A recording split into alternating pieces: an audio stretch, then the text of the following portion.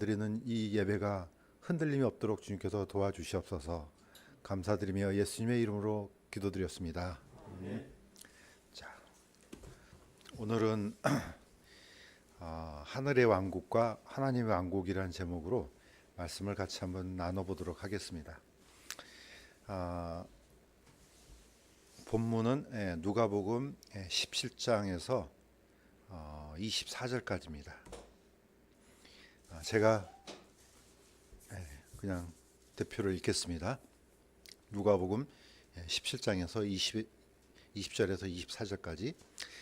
바리새인들이 그분께 하나님의 왕국이 어느 때 임하느냐고 다그쳐 묻거늘 그분께서 그들에게 응답하여 이르시되 하나님의 왕국은 볼 수 있게 임하지 아니하며 또 그들이 이르기를 여기를 보라 혹은 저기를 보라 하지도 못하리니 보라 하나님의 왕국은 너희 안에 있느니라 하시니라.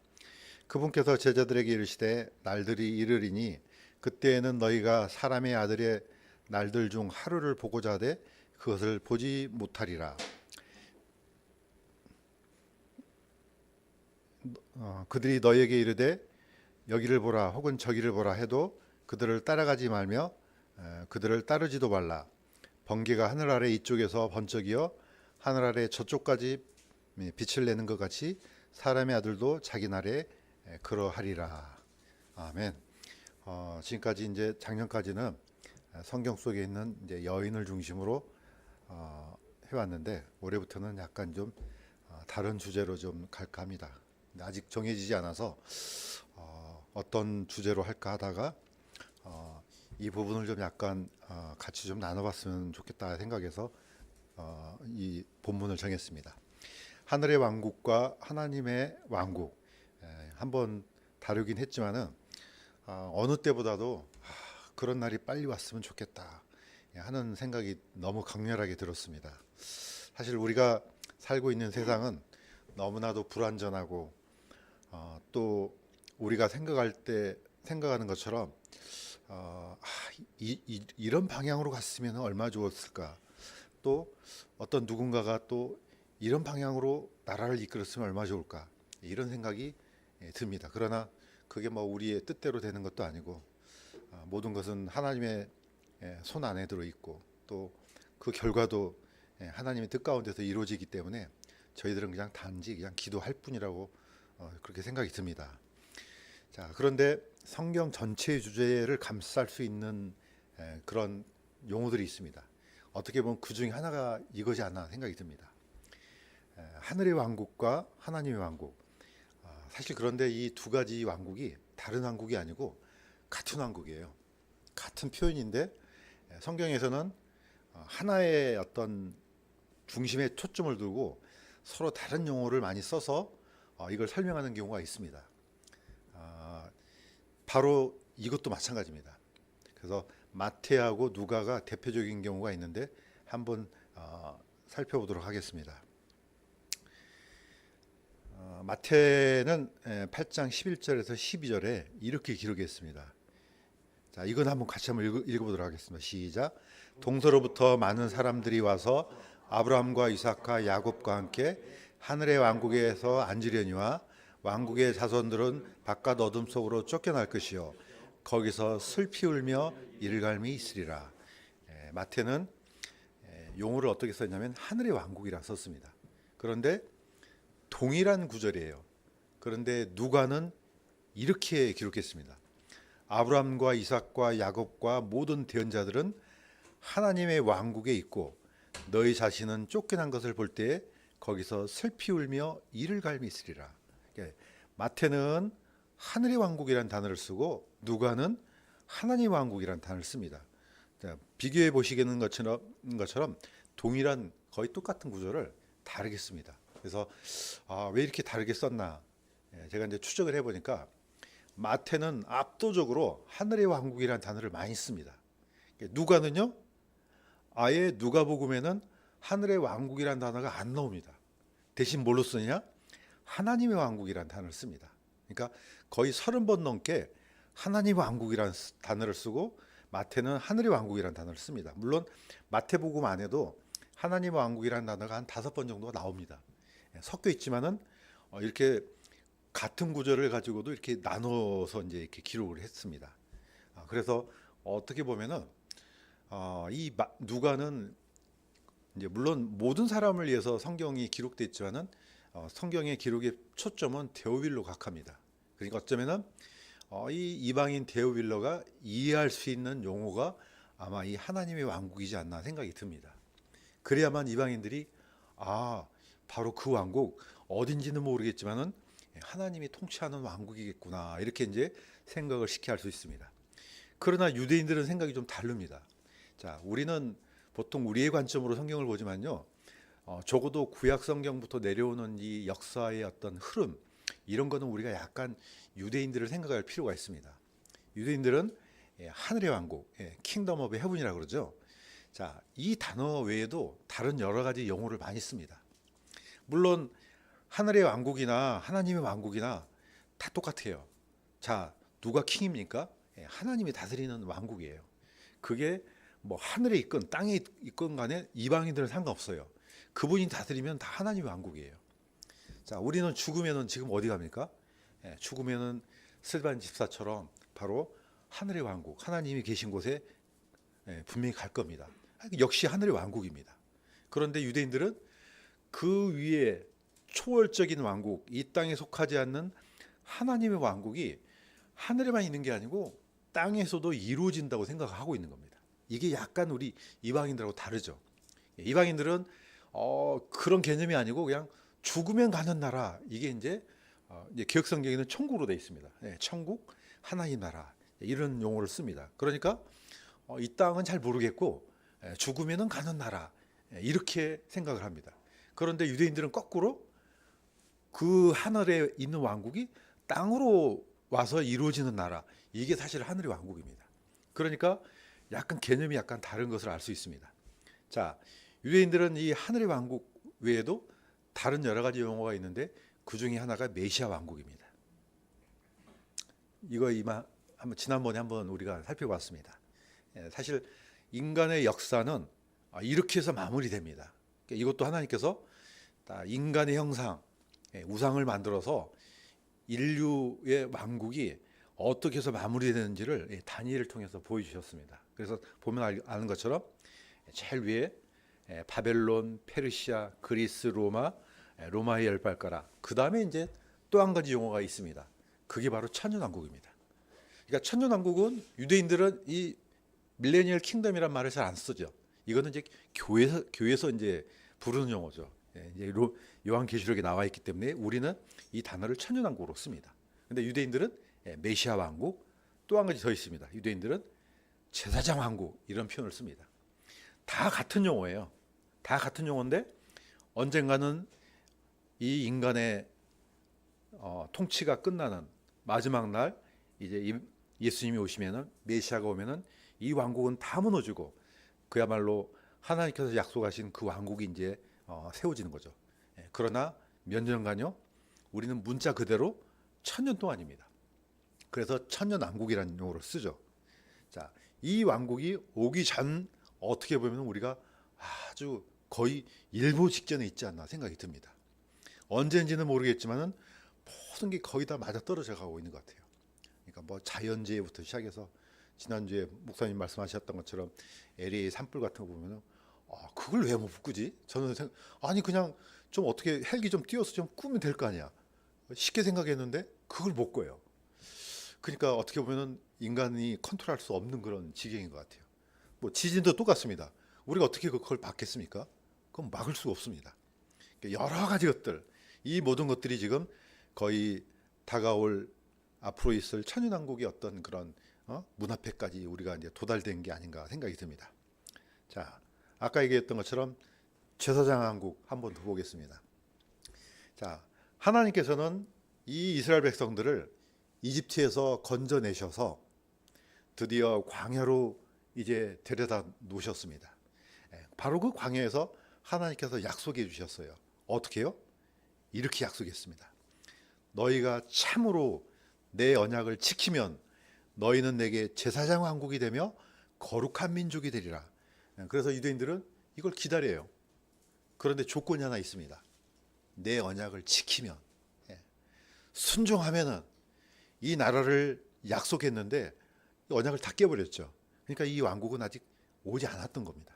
예, 지금도 역시 오지 않은 상태에 있습니다. 자, 그런데 유대인들은 출애굽기 말고도 말라기 이 말씀이 너무너무 중요합니다. 자, 말라기 3장 1절 같이 한번 읽어보도록 하겠습니다. 시작. 만군의 주가 말하노라. 보라, 내가 내 사자를 보내리니 그가 내 앞에서 길을 예비할 것이요 또 너희가 구하는 주가 갑자기 자신의 성전에 임하리니 보라, 그가 임하리로다. 예, 보통 국가의 3대 요소 그러면은 어떻게 합니까? 영토, 국민, 주권 이렇게 나눕니다. 그런데 성경에서 말하는 이 국가, 왕국의 3대 요소를 하나 더 붙입니다. 뭐가 나옵니까? 사실 성전이 들어있습니다. 자, 이 성전은 너무너무 중요해요. 그냥 보통 나라는 이런 예배 개념이 없습니다. 그런데 하나님께서 주시고자 하는 이 제사장 왕국은 뭐가 하나 더 붙어 있냐면은 예배 처소가 붙어 있어요. 그 예배 처소가 바로 성전이에요. 그러니까 유대인들은 나라는 나라인데 어떤 나라냐?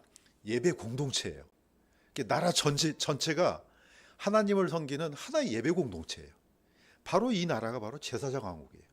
그러니까 이게 일반적인 세상에서 말하는 나라하고 약간 틀립니다. 그 다음에 주권도 마찬가지예요. 우리는 대한민국은 민주공화국이다. 헌법 제1조 1항에 나오잖아요. 2항은요. 주권은 국민으로부터 나온다. 이거 아닙니까? 그런데 아니에요. 이걸 헷갈리면 안 돼요. 우리가 살고 있는 이 나라는 민주주의고 우리가 이 민주주의를 가지고 있는 이 나라에서 살지만은 성경에서 말하는 주권은요. 철저하게 하나님으로부터 나옵니다. 이게 약간 달라요. 그래서 주권이 국민이 아니에요. 하나님의 주권자는 하나님이고 우리는 하나님을 섬기기 위한 그런 그룹들, 공동체예요. 이게 바로 이제 교회입니다. 그러니까 어떻게 보면은 교회는 일종의 보이지 않는 왕국이라 해도 표현해도 크게 틀리지 않습니다. 자, 약간 유대인들의 관점으로 좀 접근해 보도록 하겠습니다. 자, 유대인들은요, 자, 제사장 왕국이 있는데 이거는 그냥 어떻게 보면 예배만 드리는 게 아니고 실질적으로 왕국이에요. 그런데 예배를 드려야 되죠. 그러니까 뭐가 중요합니까? 성전이 중요하죠. 그런데 그 성전, 예배의 주체가 되는 이 예수님이, 하나님이 언제 어떻게 오느냐?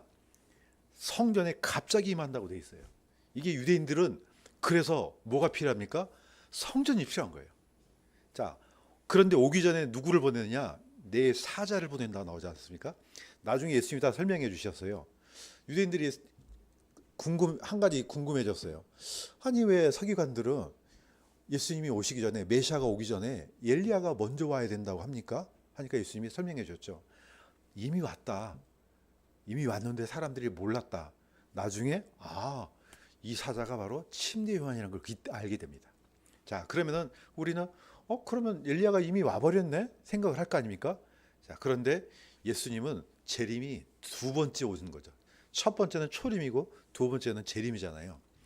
첫 번째 초림에 오셨을 때 침례 요한은 예수님을 이제 어떻게 소개하는 그런 어떻게 보면 사자로 먼저 보내졌죠. 그렇다면은 예수님이 두 번째 오실 때 그 전에 진짜 누가 와야 됩니까? 엘리야가 진짜 와야 되는 거죠. 그래서 유대인들은 지금도 엘리야를 기다리고 있습니다. 그러니까 이게 약간 세상 사람들이 말하는 왕국하고 차이가 좀 있습니다. 자, 어쨌든 자, 유대인들의 관점에서는 그러면은 뭐가 가장 중요합니까? 현실적으로 가장 중요한 게 사실 그래서 이겁니다. 성전이에요. 성전이 없는데 어떻게 메시아가 오냐? 그들의 관점이 이겁니다. 성전이 없는데 어떻게 킹덤이 되냐? 이겁니다. 그래서 유대인들 중에 지금 하레dim, 바로 하시딤, 그러니까 정통파 중에서도 아주 극정통파라고 이제 호칭을 하고 있는 이 사람들은요. 그래서 지금 이 나라는 정상적인 나라가 아니다. 이렇게 이제 합니다. 언제 그럼 정상적인 나라가 되냐? 메시아가 와야 된다는 거죠. 그 사람들은 그래서 지금도 메시아를 기다리고 있습니다. 자, 문제는 메시아가 와야 되는데 성전이 어딨냐 이거죠. 우리가 지금 보고 있는 이 그림의 사진에는 바로 지금 노란 서클이 하나 있죠. 여기가 바로 통곡의 벽이에요. 서쪽이에요. 서쪽. 자, 서쪽 이 벽만을 이 로마가 다 무너뜨리고 여기만 남겨놓은 거예요. 그러니까 예수님 때부터 지금까지 유일하게 그 구조물이 남아 있는 게 바로 이 벽입니다. 예. 그렇다면은 통곡의 벽 서쪽에서 이렇게 건너가면은 솔로몬 성전이 있어야 되는데 지금 뭐가 있습니까? 예, 오마르 사원이 있는 거예요, 지금. 예, 이슬람이 오마르 사원이 있는 거죠. 자, 유대인들은 이 광경을 그냥 참고 있을 수가 없는 겁니다. 왜냐? 저기다가 빨리 예루살렘 성전을 지어야지 메시아가 오는데. 그러니까 단순히 성전 짓는다 이 의미가 아니고 메시아가 와서 그야말로 제사장 왕국을 만들어주는 이 과정이 있으려면 반드시 여기에 성전이 있어야 되는데 없지 않느냐 이겁니다. 그러니까 어떻습니까? 이 사람들은 거기에 이제 거의 목숨을 거는 거죠. 그래서 오늘 어떻게 보면은 이것도 일종의 어떻게 보면은 예수님이 오시기 직전의 문제 중에 하나입니다. 그러면 뭘로 이렇게 싸우겠습니까? 예, 유대인들하고 그 수많은 이슬람하고 싸우면요 여기서 일어나요. 보통 우리는 그냥 무슨 다른 문제로 일어나는 것처럼 생각되는데 그게 아닙니다. 이게 너무너무 중요해요. 다른 모든 것은 양보할 수 있지만 이건 양보가 안 되죠. 자, 이슬람은 우리가 아는 것처럼 성전이 세 개입니다. 메카가 있죠, 메디나에 있죠, 그 다음에 이 예루살렘에 있습니다. 이 예루살렘에 있는 이 성전은요 모슬렘들이 일생에 딱 한 번 이상은 가야 되는 그 지역이에요. 바로 왜 그러냐? 이 코란에 보면은 바로 마호메트가 여기서 참말을 타고 올라갔다 해서 여기가 성전이 돼요. 그래서 이걸 만드는 게 오마르 사원입니다. 자, 그러니까 유대인들은 이 성전을 무너뜨릴 수가 없습니다. 왜냐? 그렇게 하고 싶죠. 하고 싶은데 안 되는 거죠. 지금 이제 그 때를 보기 시작하는 겁니다. 자, 그러면은 성경에 기록되어 있는 정말로 하나님께서 예배를 드리는 성전이 있느냐? 있습니다. 이게 바로 이제 천년왕국 성전입니다. 하우링이 좀 많이 생기네요. 자, 이 천년왕국 성전은 에스겔서에 자세히 나와 있습니다. 에스겔 40장에서 48장까지 아주 자세하게 나와요. 그런데 세상에 있는 모든 사람들이 이해가 안 돼요. 왜 이해가 안 되느냐? 이미 예수님께서 십자가에서 모든 죄를 다 도말하시고 다 끝냈는데 성전이 왜 필요하냐는 거죠. 교회 입장도 똑같습니다. 교회도 성전이 왜 필요합니까? 전혀 필요 없어요. 왜? 예수님 자체가 이미 성전이고 우리가 성전이잖아요. 그러니까 이게 안 풀어지는 겁니다. 그런데 유대인의 관점에서는 너무너무 중요하죠. 그런데 이걸 약간 유대인의 관점으로 바라볼 필요가 있습니다. 어쨌든 명칭은 천년왕국 성전으로 하겠습니다. 자, 에스겔서 43장 4절에서 5절에는 이렇게 되어 있습니다. 주의 영광이 정면이 동쪽을 바라보는 문의 길을 통해 그 집으로 들어가니라. 보라, 주의 영광이 그 집에 가득하더라. 주의 영광이 동쪽 문으로 들어와서 집으로 들어가는 장면이 나옵니다. 자, 예수님께서 초림하실 때요. 어디서 오십니까? 올리브 산에 있는 이 그 문둥병자 누굽니까? 갑자기 마르다와 마리아 그 집에서 건너서 예루살렘 성전 안으로 들어갑니다. 이게 초림이 그렇게 돼요. 자, 성전 안에 들어갔더니 어때요? 거기는 하나님께서 받으실 만한 그런 성전이 아니에요. 그러니까 예수님이 한번 싹 다 뒤엎었죠. 그 다음에 그대로 물러나셔서 다시는 성전에 안 들어가십니다. 그런데 에스겔서에는 이 장면이 나와요. 동쪽에서 그의 영광이 다시 예루살렘을 통해서 들어가는 거 나옵니다. 그러니까 예수님께서 스가랴에 보면은 그분의 발이 올리브산에 설 것이요. 나중에 분명히 예수님께서 그 올리브산에서 내려오셔서 이 성전으로 들어가실 것이 분명합니다. 왜냐하면 동쪽 문을 통해서 들어간다 나왔기 때문에. 자, 그런데 이 에스겔 성전에서는 이렇게까지도 되어 있습니다. 그러면은 성전에서 누가 이 제물을 드리고 그렇게 할 것인가 것이 기록이 되어 있습니다. 그게 이제 에스겔서 44장 15절 16절에 되어 있습니다. 자, 제가 읽겠습니다. 사독의 아들들은 네 앞에 서서 기름과 피를 내게 드리리라. 그들이 내 성소에 들어오며 또 내 상에 가까이 나와 나를 섬기고 나에 대한 책무를 지키리라. 하나님께서는 아예 사독계열의 제사장들이 이 일을 하겠다고 합니다. 사독계열은요, 아론, 원래 제사장들은 아론의 후손들만 돼요. 아론의 자손이 여기 있는 것처럼 총 4명이에요. 나답과 아비후와 엘리야살과 이다말입니다. 그런데 나답과 아비후는 다른 불을 피우다가 두 사람이 즉사했습니다.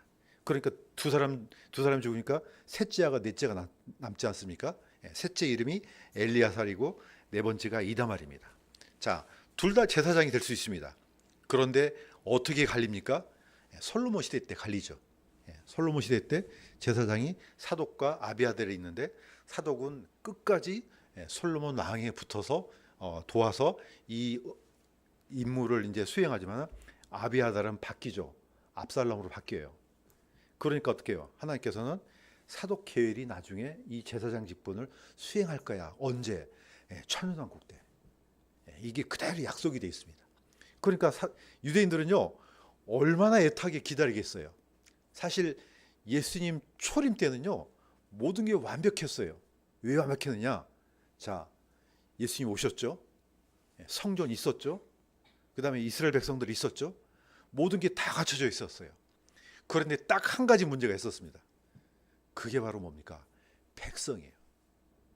백성이 문제인 겁니다. 왕국의 백성의 우선순위에 대해서 성경에는 분명하게 기록됐습니다. 자, 마태복음 3장 2절 이거 같이 한번 읽어보도록 하겠습니다. 시작. 침례자 요한이 와서 유대 광야에서 선포하여 이르되 너희는 회개하라 하늘의 왕국이 가까이 왔느니라. 침례 요한의 첫 번째 선포는 회개하랍니다. 회개하라. 하늘의 왕국이 가까이 왔다. 자, 예수님도 동일한 선포를 하십니다. 예수님께서 선포하기 시작하여 이르시되 회개하라. 하늘의 왕국이 가까이 왔느니라. 이 킹덤은요.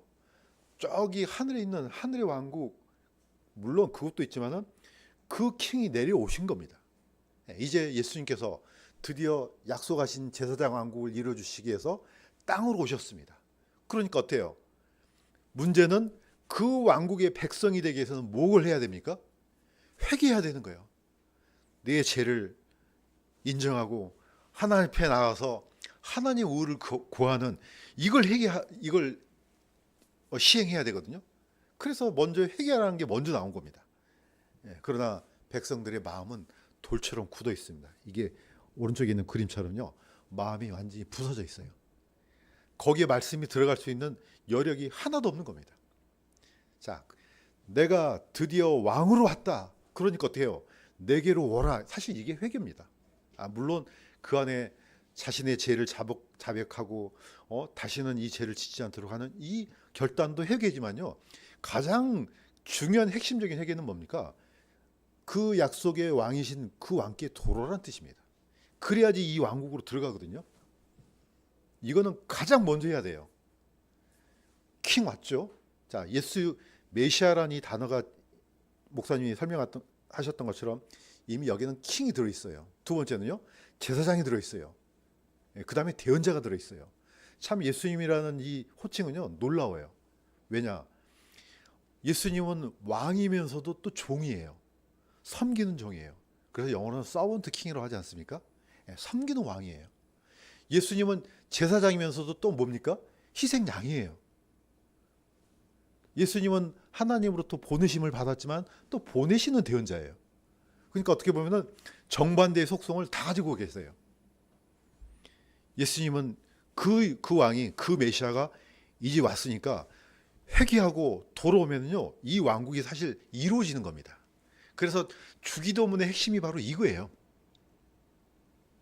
하늘에 계신 우리 아버지여 이름이 거룩하게 여기시옵소서. 뜻이 하늘에서 이루어진 같이 땅에서도 이루어지게 하소서 이 뜻입니다. 그러니까 그분의 뜻이 이미 하늘에서 계획된 것이 이제 땅에서 이루어지게 해달라는 게 바로 주기도문의 핵심이거든요. 그런데 이 기도가 이루어질 수가 없어요. 왜냐? 백성들의 마음이 준비가 안 된 겁니다. 오늘 우리가 읽었던 이 말씀이 왜 중요합니까? 바리새인들은 지금 뭘 찾고 있습니까? 아니 약속했잖아요. 그거 제사장 왕국 빨리 얼른 달라니까요. 하나님도 주고 싶죠. 빨리 그 왕국을 이 백성들한테 주고 싶죠. 그런데 문제는 뭡니까? 이 왕국을 주는 순간 그 사람들은 죽음이에요. 왜? 이걸 견뎌낼 수가 없는 겁니다. 먼저는 이 마음이 그 왕국이 합당한 백성의 마음으로 바뀌어 있어야 되는 거죠. 그러니까 하나님은 여기서 일단 멈춰요. 멈추고 이제는 예수님께서 뭐라고 하셨습니까? 이제는 내 교회를 세우겠다. 이제 킹덤이요 교회로 바뀝니다. 왜냐? 그 교회, 이제는 유대인들한테만 주시려고 했던 그 왕국을 유예시키고 이제는 내 교회, 정말로 하나님께서 보내시는 그 메시아를 주로 믿고 하나님으로 믿는 그 사람들만이 들어갈 수 있는 그 자격 조건을 교회에게 부여해 주신 거죠. 그러니까 유대인들은 지금도 애타게 찾고 있어요. 그렇지만 찾고 있어도 문제가 바로 이것 때문에 안 되는 겁니다. 자, 왕국 백성의 조건은요 분명합니다. 예수님께서 이렇게 말씀하셨습니다. 다시 한번 읽겠습니다. 시작.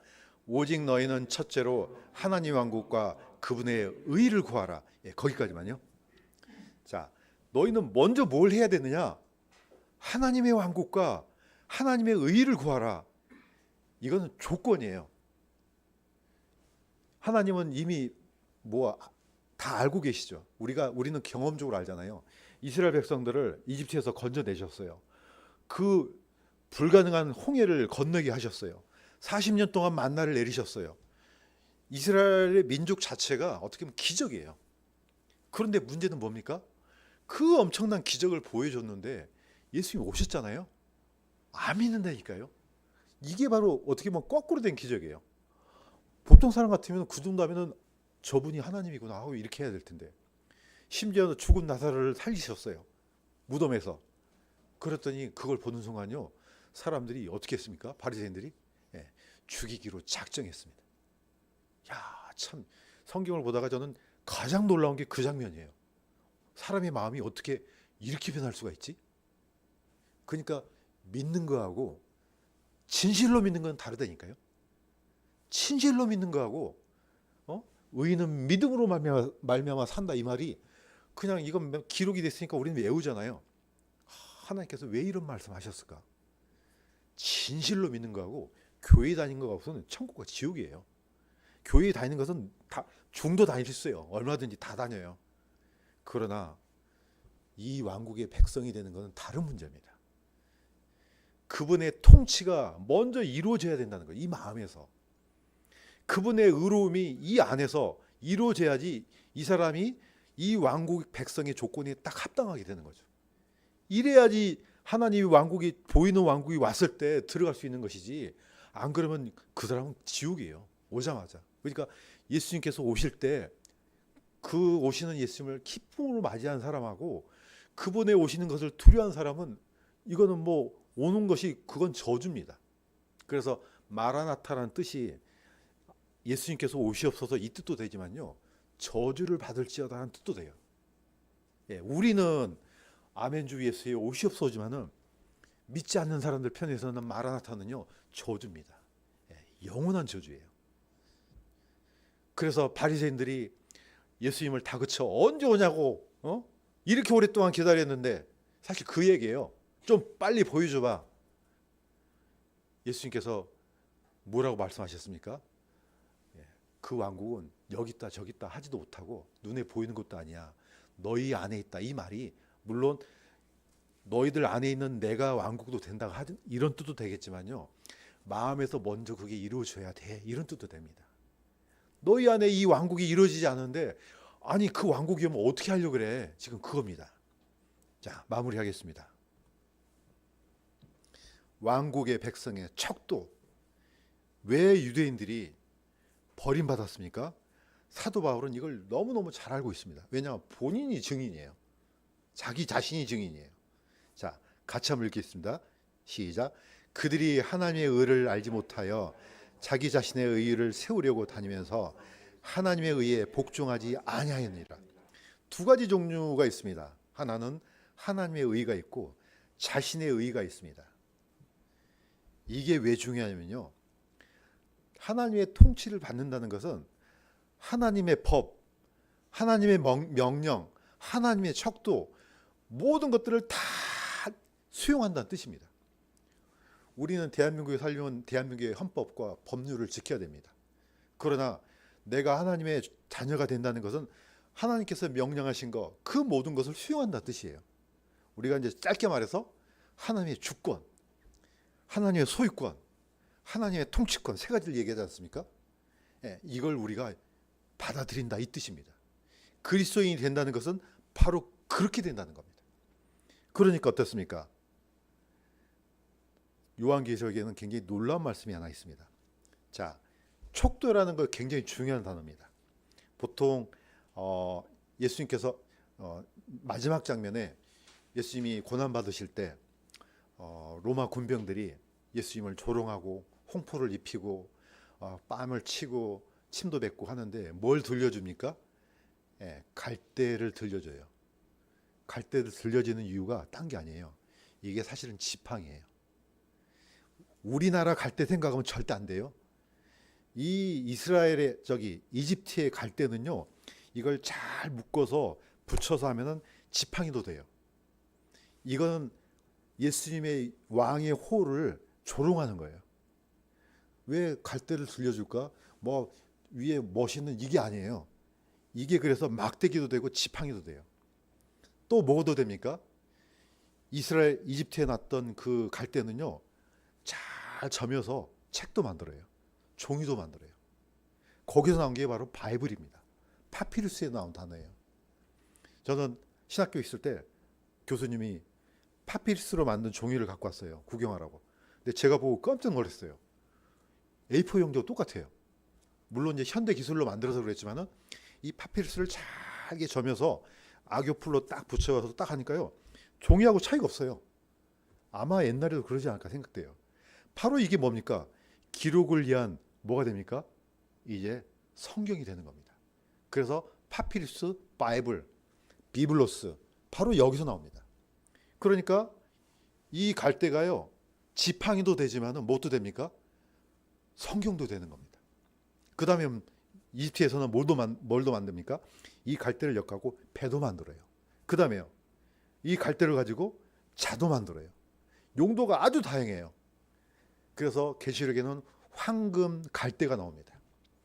요한계시록 11장 1절에 이걸 제가 읽겠습니다. 사도 요한이 이렇게 받았습니다. 내가 막대기 같은 갈대를 받음에 그 천사가 서서 이르기를, 일어나 하나님의 성전과 제단과 그 안에서 경배하는 자들을 측량하되, 이렇게 됩니다. 자, 자는 물리적인 거예요. 이게 몇 센치고 크기가 어떻게 되고, 그런데 누구도 재단합니까? 경배하는 자들도 측량합니다. 이거는 영적인 측량이에요. 그래서 이 갈대, 이 단어 하나 안에가요, 촉도가 다 들어 있습니다. 하나님의 법, 하나님의 명령, 하나님의 규칙, 모든 게 이 자 안에 다 들어 있는 겁니다. 다시 말해서 우리가 생각하는, 너가 생각하는 이거 다 버리고 하나님께서 원하시는, 하나님께서 만드신 이 척도, 의, 이거 네가 수용하겠느냐, 이겁니다. 우리는 아멘하고 받아들이는 겁니다. 예수님을 나의 구주로 영접하는 순간요, 이거 동의한 겁니다. 진실로 믿는다는 말은 바로 그겁니다. 그러니까 혹시라도 이 땅에 살면서 세상이 볼 때 너무 불합리하고 왜 저렇게 흘러가고, 우리 안에 그런, 어떻게 보면은 그런 염려가 많이 생기잖아요. 좀 넓히면은 사실 아무것도 아니에요. 그거 다 무너지게끔 돼 있습니다. 언젠가 그분께서 가지고 오시는 킹덤이 오잖아요. 이 세상의 왕국은 다 무너집니다. 그래서 예수님께서 내 왕국은 이 땅에 속하지 아니하였다 했습니다. 그때 사도들이 얼마나 안타까웠겠어요. 그냥 예수님을 잡으러 온 그 종 길을 쳐버렸잖아요. 예수님을 보호하려고. 어떻게 보면 우리도 똑같은 마음이 들 겁니다. 어떻게든지 이 땅에서 완전 무결한 그런 나라를 만들고 싶은 그런 욕망이 있겠지만은 그거 다 소용없습니다. 그건 우리가 하는 일이 아니고 하나님께서 오시면은 하나님의 법과 하나님의 통치, 이 모든 게 이 온 땅에 충만할 줄로 믿습니다. 그래서 우리가 살면서 한쪽은 걱정 근심이 있지만은 또 한쪽은 뭐가 있습니까? 예수님께서 오시면 이 모든 게 해결되겠구나. 그러므로 우리는 유대인들처럼 정말로 보이는 눈에 보이는 왕국 구하기 전에 먼저 우리 마음에 이 주님의 주권과 주님의 하나님의 소유권과 하나님의 통치가 우리 안에 먼저 이루어지기를 주님의 이름으로 간구드립니다. 기도하겠습니다. 하나님 아버지, 그 옛날 바리새인들이 예수님을 붙들고 다그쳐 물었습니다. 언제 하나님의 나라가 임하냐고. 그러나 그들은 그 앞에 있는 킹을 알아보지를 못했습니다. 얼마나 안타까운 일입니까? 혹시라도 우리 가운데 우리 주위에 이런 어리석은 일을 범하지 않도록 주님께서 도와주옵시고, 혹시라도 마음이 가난한 자가 있다면 이 놀라운 소식을 듣고 마음의 문을 열어서 그 왕을 받아들이는 놀라운 기적이 일어날 수 있도록 도와주시옵소서.